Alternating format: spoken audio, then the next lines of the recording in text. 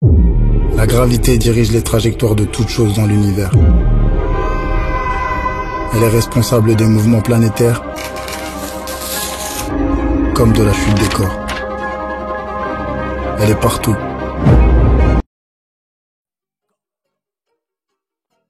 Déjà, merci à toi de m'accueillir dans tes locaux. Je viens vers toi parce qu'il y a ton film qui sort bientôt au cinéma, Ouais.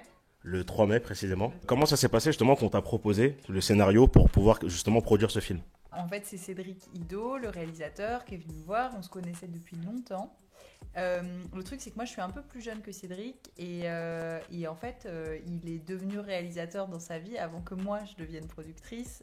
Donc, à l'époque de son premier long métrage, j'ai beaucoup suivi, beaucoup soutenu. J'ai vu ses courts-métrages aussi. Enfin, moi, on se connaît depuis vraiment longtemps. Et il se trouve que pour son deuxième long métrage, pour le coup, j'avais un peu plus d'années de travail derrière moi et j'avais ma structure de production. Et donc, il est venu me voir avec son scénario. Évidemment, moi, j'étais très enthousiaste parce que je connaissais son univers depuis longtemps. C'est un garçon qui joue avec le genre fantastique, qui a beaucoup d'inspiration dans les mangas, qui a beaucoup d'inspiration dans la culture du cinéma japonais, du cinéma asiatique, même en général, les films coréens. Et en fait, ça m'a toujours énormément séduit chez lui. Et ça a rejoint une de mes envies de production qui est de trouver des films dont j'ai l'impression qu'on les a pas encore déjà vus. C'est pas facile parce qu'en fait, moi j'arrive après des dizaines d'années de cinéma existants, etc. Et on a un peu une tendance à dire que tout a déjà été fait. Et donc la question c'est comment on peut faire une nouvelle proposition au public. Et là, on s'est retrouvés autour de son scénario là-dessus parce que lui, il avait cette envie-là et moi aussi. La différence d'âge, ça n'a pas été un problème justement pour produire le film avec, par rapport à Cédric Ido au niveau des propositions, des idées? On n'a pas beaucoup de différence d'âge, hein, on a 7 ans, donc ça va. Et non, mais c'est marrant que tu dis ça parce que c'est vrai que souvent, en fait, quand on parle de production, de producteurs, on imagine plutôt des hommes, un peu plus vieux, etc. J'ai pas le profil de ce que c'est qu'un producteur de film ou voilà, mais en fait, c'est parce que je suis une productrice de film, donc déjà les productrices sont arrivées un peu plus tard dans le métier et puis voilà, c'est cool. Enfin, ça apporte justement, je pense, des envies différentes, des visions différentes. Mais j'ai pas non plus de problème à asseoir mon autorité pour autant. Ça fait combien de temps que tu es productrice? Je pense qu'il y a plusieurs manières de le calculer. En fait, bah, c'est simple, que j'ai commencé à produire des courts-métrages avec 3 francs 6 sous, ça fait 10-12 ans. Mmh. Et que j'ai monté ma structure Une Fille Production, ça fait 2 ans. D'accord. Et au milieu de ça, j'ai travaillé dans une grosse société de production qui s'appelle les Productions du Trésor, avec un producteur qui s'appelle Alain Attal, avec qui j'ai appris énormément et bah voilà, que j'adore et que j'admire et qui a eu la générosité de former des jeunes producteurs à ses côtés. Donc voilà. C'est un chemin long. Non, mais c'est un chemin long de produire, en fait, d'être producteur d'un long métrage autonome, etc. Je suis passée par plein d'étapes. Justement, je veux Voilà. qu'on parle de ces étapes-là. Bah, je suis passée par... Comment ça a commencé? Bah, ça a commencé par... moi, j'ai 23 ans, j'ai envie d'être productrice. Donc, même si je fais un film avec 500 balles, c'est quand même un film et c'est déjà une production. Il faut que je gagne ma vie, donc je travaille plutôt dans des bureaux de production pour des producteurs en tant qu'assistante, mais en même temps j'avais dealé dans une boîte de pub de produire un peu des clips, parce que comme ça j'étais quand même encore un peu productrice, et puis je continuais mon activité de production de courts-métrages à côté. Et puis après, y a un poste justement aux Productions du Trésor qui s'est libéré de productrice junior, que j'ai occupé. Et donc j'ai travaillé aux côtés d'Alain, comme je te racontais, pendant 6 ans sur ses productions, mais en commençant à développer des longs métrages.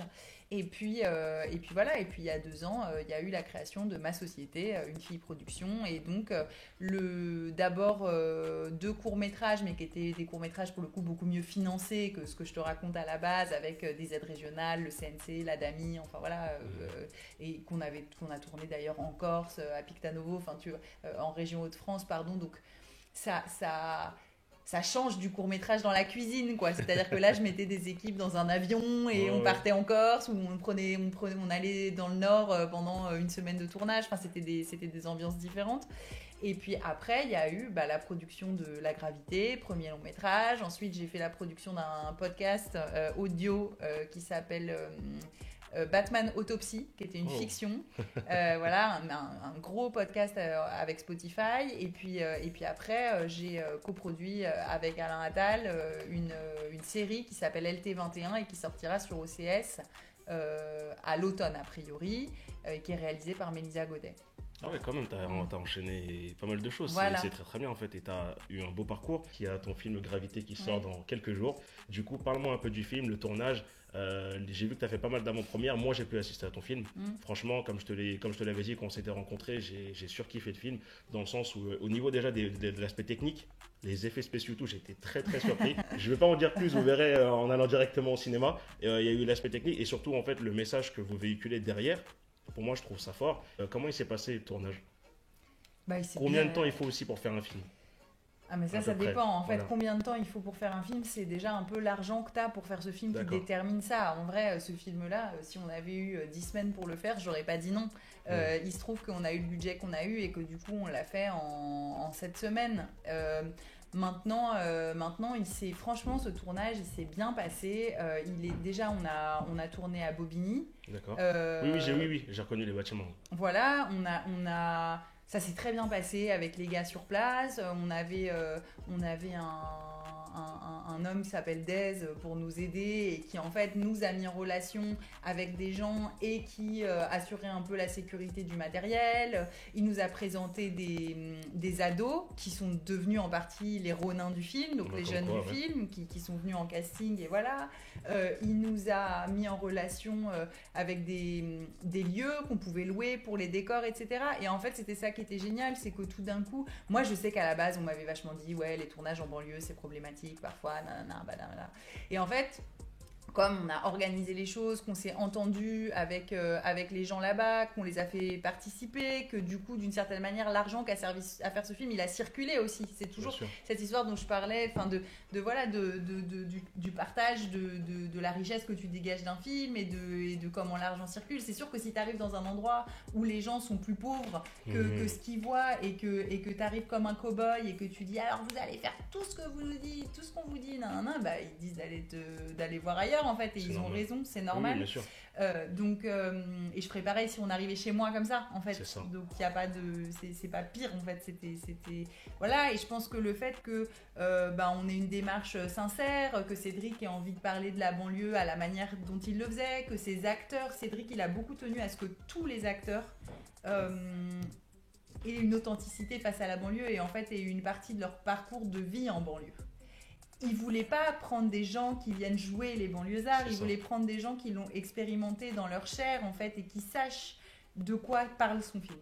Et ça c'était hyper important et je pense que comme d'hab en fait, si on fait les choses d'une manière sincère et respectueuse, il n'y a pas de raison que ça se passe mal et donc le tournage s'est très bien passé et en plus c'était cool parce que du coup il y avait quand même, c'est vrai que voilà, que ce soit la dalle de Bobigny ou Astin où on a tourné, c'est vrai qu'on voit qu'il y a des gamins qui sont déscolarisés, qui ne savent pas trop quoi faire parce que la société leur a pas forcément généré d'opportunités ou que c'est pas très facile pour eux d'avoir accès à ça.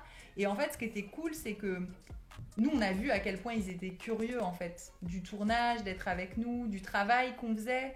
Et ça, moi, ça m'a vraiment confortée dans l'idée de se dire, en fait, les gens, ils sont curieux, ils ont envie. Il faut juste leur laisser accès aux choses en fait. Il faut juste accepter de partager quoi. Voilà. Franchement, tu as délivré un très beau message. Et en plus, vu que moi je suis aussi issu des quartiers populaires, je sais ce que c'est de vivre là-bas justement.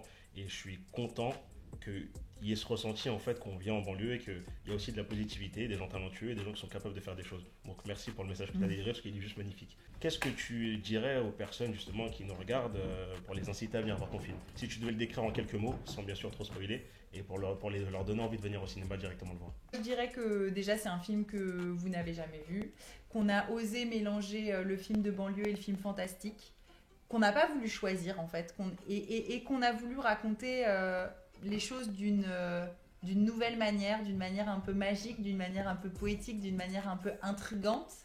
Et qu'en fait, vous allez voir comment la vie d'une cité est bouleversée par l'alignement des planètes au-dessus de leur tête.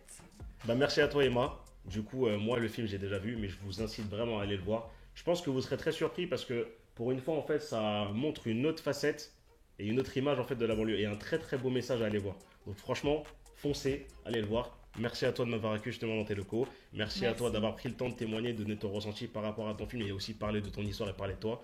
Du coup, on se revoit très très vite. Ouais. Je pense que je t'inviterai sur un autre format Avec d'émission. plaisir. Et merci vraiment à toi. Merci. Et j'ajoute juste un tout petit truc. Non, vas-y, il n'y a pas de problème. Elle est chez elle, parce que c'est ça, on fait ce qu'on veut, il n'y a pas de problème. Tu fais comme tu le sens, dis-moi tout. Non, moi j'ajoute juste un truc, c'est que ce film-là, c'est un pari, c'est un film original, c'est un film audacieux qu'on a osé faire au cinéma. Donc déjà, allez le voir au cinéma parce que c'est trop cool d'aller au cinéma et d'être avec ses potes dans une salle de cinéma plutôt que dans un canapé. C'est vrai. Et si vous l'avez aimé, parlez-en sur TikTok, sur Instagram, sur Twitter, à qui vous voulez, parce qu'en fait, c'est toujours pareil. Les films, ça se joue la semaine de la sortie, le jour de la sortie. Plus il y a de gens qui y vont, qui aiment, qui en parlent, qui communiquent, plus il y en a d'autres qui y vont. Et ça donnera l'opportunité à plus de films comme ça d'exister. Et ça, je pense que c'est très important. Voilà. Vous avez tous entendu. Du coup, rendez-vous mercredi 3 mai dans toutes les salles de cinéma où le film est disponible ou exposé. On vous dit à très vite. Merci. Ciao, ciao.